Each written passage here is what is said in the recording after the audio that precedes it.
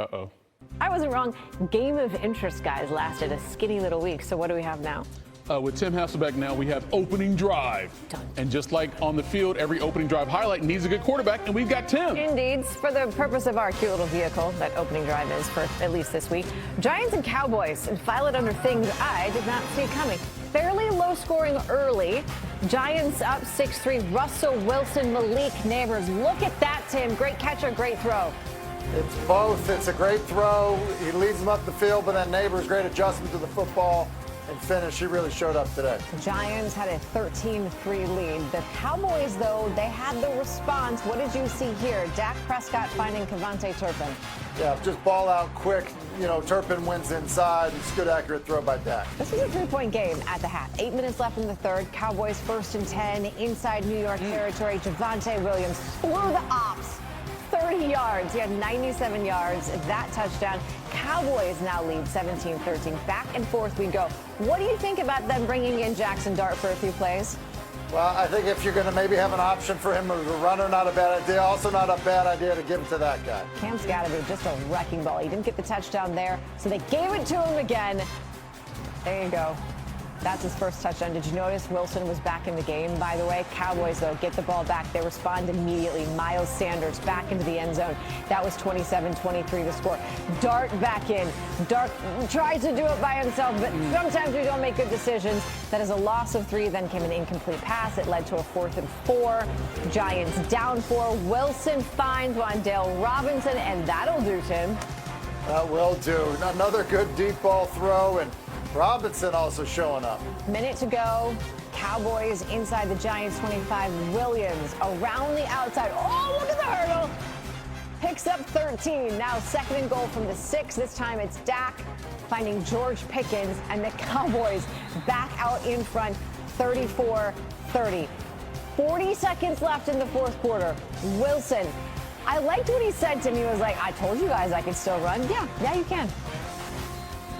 Quick timeout. Kind of still run. Kind of still run. Just go with it. Quick timeout for New York, then 33 seconds on the clock. Wilson to Neighbors. You said he balled out. 9 catches, 167 yards, Tim, and 2 scores, not leading the second one. This one basically blindfolded, but it's an incredible throw by Russell Wilson. 15 seconds left in this game. Cowboys with the ball at their own 33. Prescott over the middle.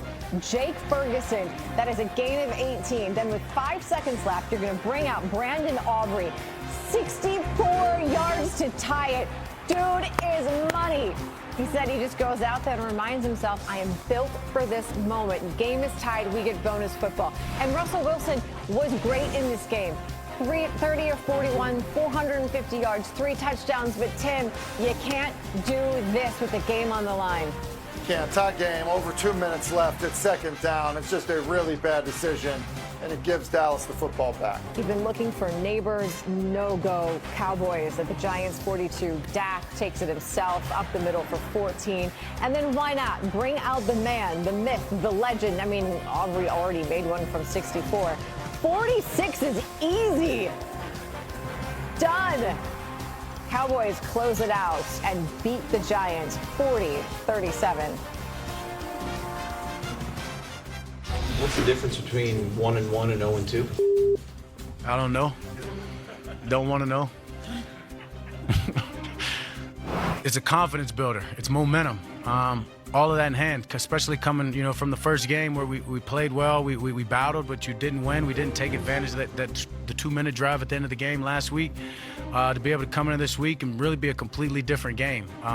Shootout there to the end, had to go in overtime to do it, but to be able to finish off and get the win against a division team, this definitely is going to carry over. These guys are confident, and they should be confident. We're a good football team. Now, I think we did some stupid tonight. It speaks to the type of culture we've built.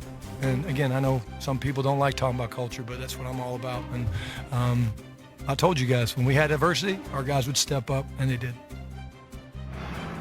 All right, Tim, what did you make of Dak Prescott's performance, especially late in this game? I think he did some really good things late, Michael. Here's good. They got 4 strong going up to his right, which means you're isolating George Pickens in the bottom of the screen. Probably expecting a fade if you're the Giants, but it's a quick out, and then just the accuracy of the throw to the front pylon's outstanding. And then before the 64-yarder to tie the game. Look at the timing on this throw to Ferguson. He obviously, needs a chunk. There's just 13 seconds. The ball's being thrown now, well before Ferguson even thinks about turning his head. That's outstanding anticipation. Good job. It gives them an opportunity to tie it up. I was really impressed with what Dak did, especially late. Yeah, he needed to do something with the time, the opportunity they were given, but you still got to go down the field and do that. Tim, we got more work for you because we got another game to talk about, because we're keeping it all the way real. A Super Bowl loss can only be avenged by a Super Bowl rematch win, but the Chiefs were looking for any kind of feel good as they faced the Eagles just 217 days since Super Bowl 59.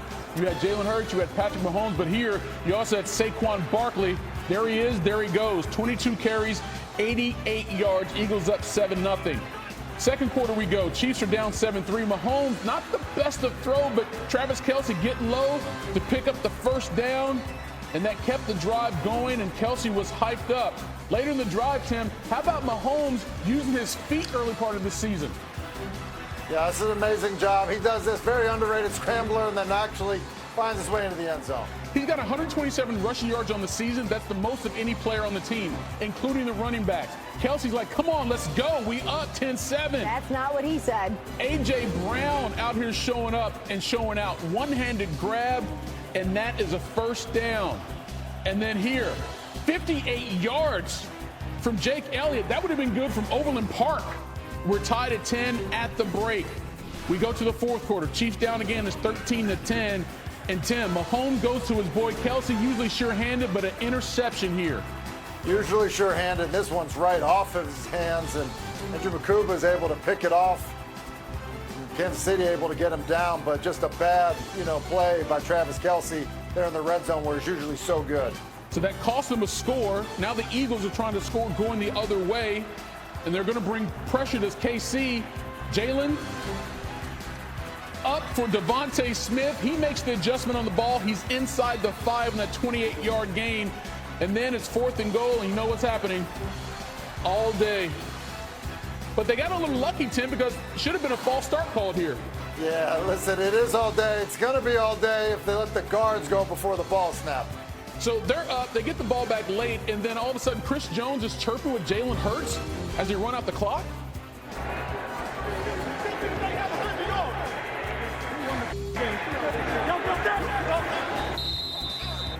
In other words, look at the scoreboard, homie. Eagles win it 20-17, snapping the Chiefs' 12-game home win streak. Take great pride in doing whatever is required to win. Sometimes that's making adjustments, sometimes that's not. Sometimes that's getting us in the right play in the run game. Sometimes that's making, whatever it takes or having a conversation so we can move forward offensively. But it's just about finding ways to win. It doesn't matter how it looks. Like I said, I play the game to win.